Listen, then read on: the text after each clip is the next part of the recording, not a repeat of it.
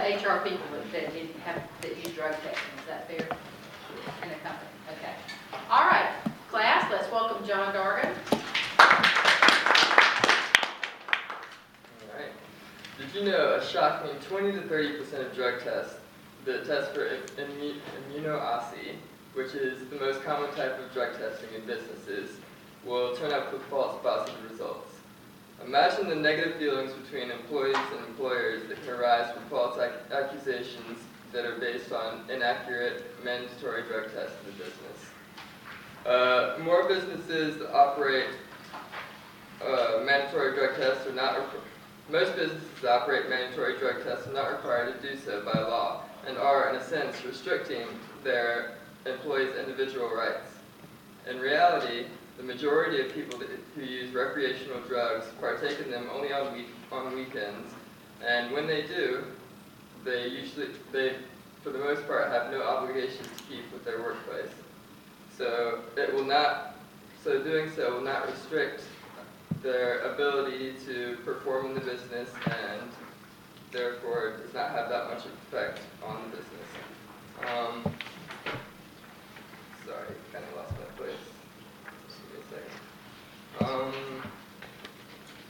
Even people who have never participated in the usage of recreational drugs in their life can be targeted by these drug tests, although it's not that often because it's a very small chance that you'll actually get any into your system from just being around people that are using drugs, but it is still possible, and this can cause an innocent employee to be at risk of losing his or her job just for going out on the weekend.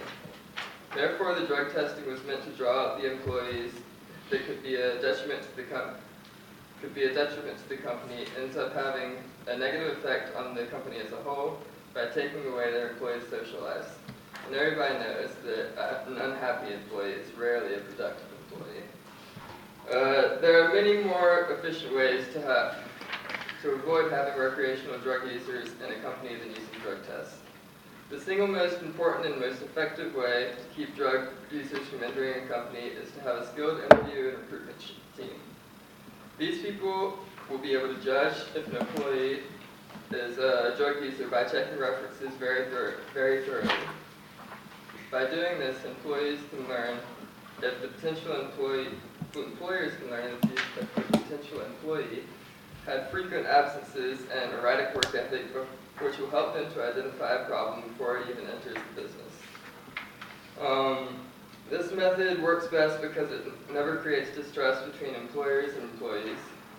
Once an employee has settled into a business and undergone all the precautionary measures, the employer is able to trust them completely and let the employee do his or her work without any unnecessary interruptions. This allows for productivity and employee happiness to increase, causing the company to be more successful. Cheating on drug tests can also be a very large problem in businesses that require them. Many employees that are under the influence of drugs on a regular basis will attempt to purchase clean urine from a friend or a family member to use on the drug test in order to pass. The only way to prevent such events from happening would be to force the employee to strip from the waist down and stand in close proximity to the person administering the test, which would be a huge violation of their privacy and would cause distress throughout the entire company. Employees would feel very uncomfortable working in such an environment and would be less motivated to work hard or may end up quitting altogether.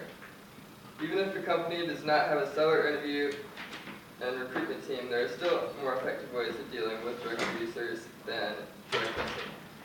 Instead of getting rid of an employee altogether, management can monitor workers carefully, and if they notice negative changes, confront the employee and constructively defuse the situation.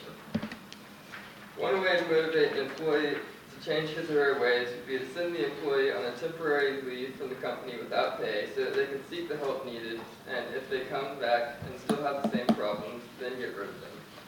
However, the majority of the time, the employee will recognize the situation that they're in and come back working harder than ever.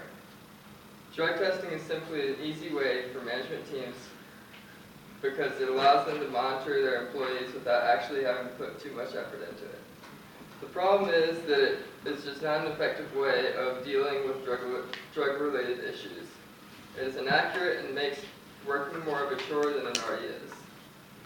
Managers should put more time into choosing their employees more carefully and monitoring productivity with their own eyes instead of relying on the system to do it for them. It may be difficult and time-consuming, but the results will definitely show in the long run. Without drug testing, companies will be more productive, employees will be happy, and profits will increase. Okay. Okay, questions and answers. Does anyone have any questions? Yes. So, most people, like, when you do drug tests for, like, organizations, it's usually for, like, incoming people, like, underclassmen. It's like, because the cost, you've already signed a contract saying they have to pay $50,000 or whatever you call it, and a drug test is, like, one of the things on the contract they can, like, have them not pay you $50,000. Like, once you usually get into the workplace, like, you don't have, like, every 2 weeks, you're not gonna be like, oh, I'm peeing a cup because we're gonna test you for drugs. It's usually like a one-time thing, like, before you start working.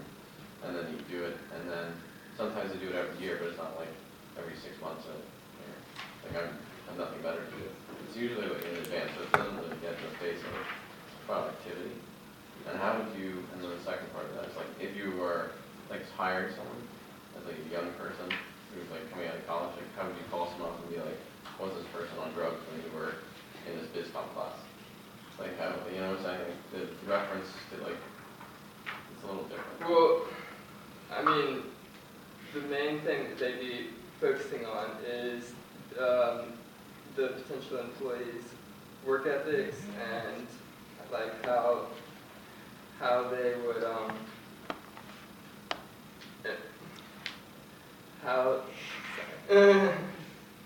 how they would